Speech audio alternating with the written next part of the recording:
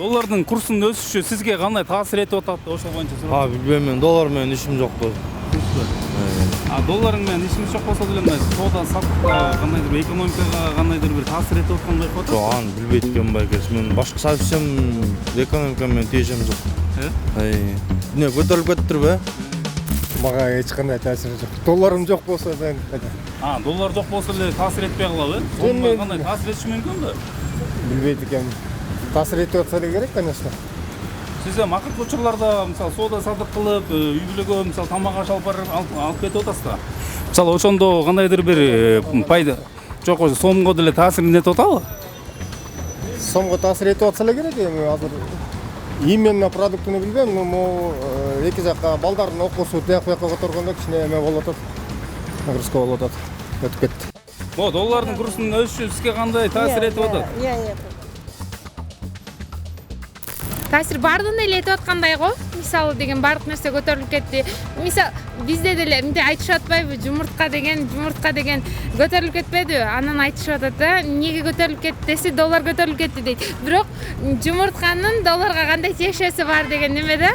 Эми баардык элге эле таасирин тийгизип атат го менин оюмча. Сизге именно эмне болуп таасир этип атат? Не баскан турганыңдын баары, жеген ичкениңдин баары көтөрүлбөдүбү? Сиз иштейсизби? Жок, студентмин. Студентсиз. Эне атаңызга таасир этип атат. Ооба, таасир этип атат. Аябай эле таасир этип атат го элдин баарына эле, менин оюмча.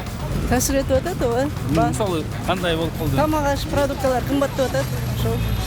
Сиз өзүңүз айлык иштейсизби же жеке бизнесиңиз барбы? Жеке бизнесибиз бар. Бирок ошо бизнеске кандай таасир этип атат? Бизнеске деле аябай жакшы. Мисалы кандай Кымбатчылык болуп атат, товарыбыз келбей жатат, ала албай жатабыз, сата албай жатабыз.